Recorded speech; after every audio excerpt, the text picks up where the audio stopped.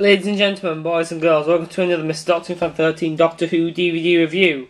And I'm hoping to get through this one before my camera dies, because it would be nice. But anyway, today I am going to be continuing my series of requests for Doctor Who DVD reviews with Series 1 Volume 3. This one was requested by Jane Mccartney. Funny story about this.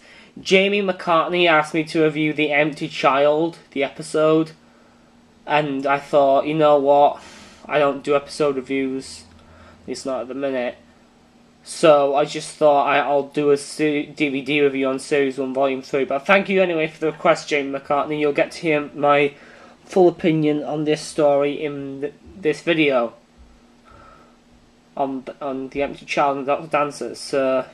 Yeah, because it's on this DVD. But anyway, let's just dive right into this. So, we got the BBC DVD logo up here, Doctor Who, then got on the bottom, we just got Volume 3, The Long Game, Father's Day, and The Empty Child and the Doctor Dancers. It's rated PG, got the DVD logo there. Then we've got a pretty cool cover art, if I say so myself. We have... What's that creaking noise? So I'm not sure if you can hear that, but I can just hear a bit of creaking. But anyway, got the Doctor, Rose, the Empty Child there with some Reapers in the background from Father's Day. So yeah. So just close my door there. We got but yeah, really nice cover art. Sorry, this is going to be a bad DVD review. On the spine, we've got just Doctor Who, Volume 3, the Doctor there, etc. BBC to entertain. And on the back, we've got starring Christopher Eccleston and Billie Piper. Brilliantly emotional. Doctor Who has to be the most igneous primetime drama in years. 5 stars from Heat magazine. Then we've got a few pictures here. Simon Pegg, a legendary actor, playing the editor in The Long Game. Captain Jack Hartnett in his first appearance in The Doctor Dancers there. Or is it The Empty Child? Then we got Pete Tyler with Rose there. You got Rose with her dad. Okay, that's getting annoying because I can hear some... Is that my brother annoying me? Or is it just something from outside? I don't know, I'm sorry, I'm getting distracted. Yeah, anyway. Got Dr. Constantine with some other people there from the Doctor Dancers. And we've got some gas mask zombies from the Doctor Dancers. Or it could be the Empty Child. Anyway, we've got episode summaries. The Long Game. In the far future, Satellite 5 broadcasts to the entire Earth Empire.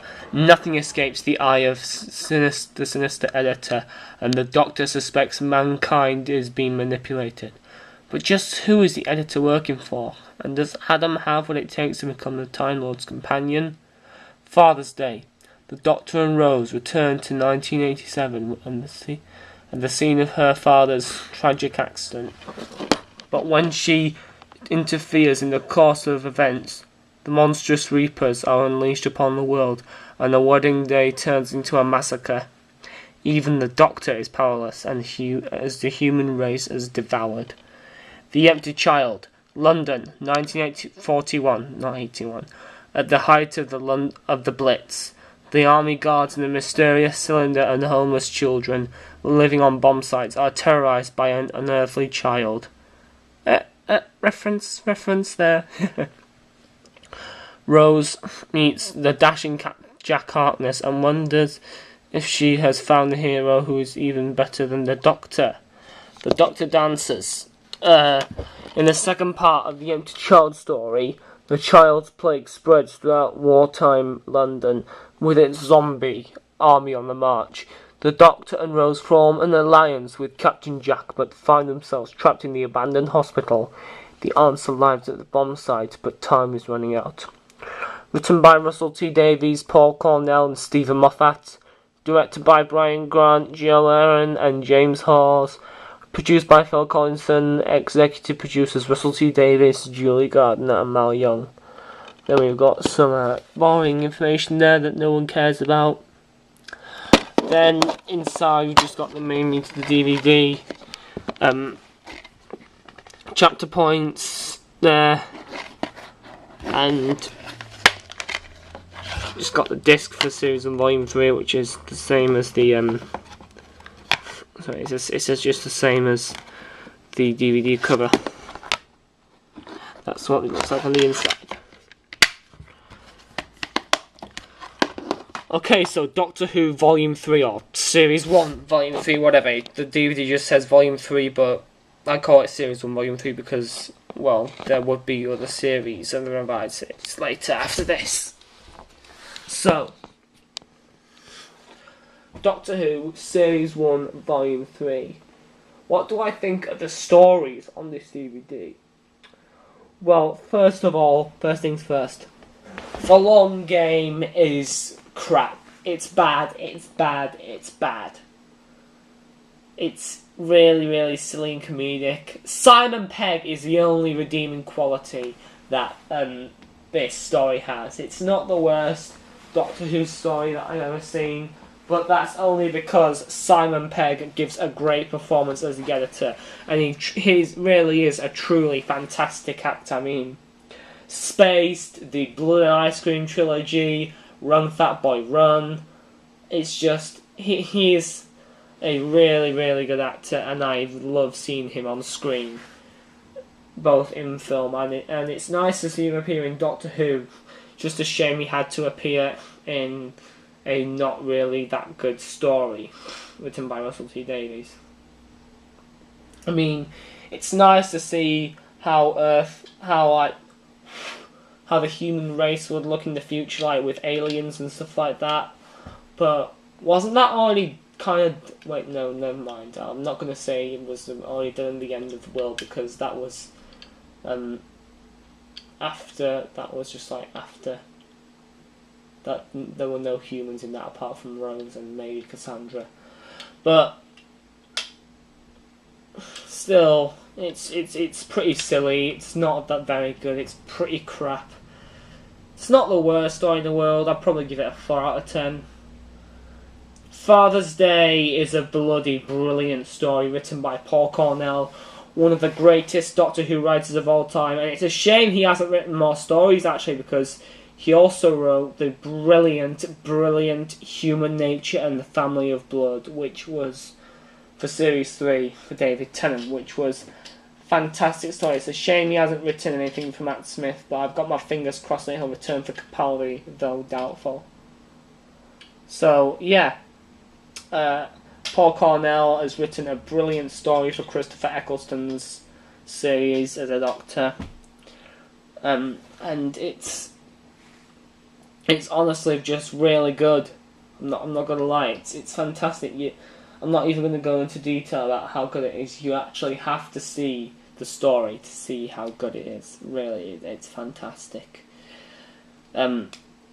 It's the only time where I actually care for the character of Rose. Because in all the other stories, she just comes across as a bitch, and she is officially the worst companion that has ever been in Doctor Who. And but that's for another time. That's for another time. Rose is genuinely likeable in Father's Day, unlike every other story she's been in. And Billy Piper gives a great performance.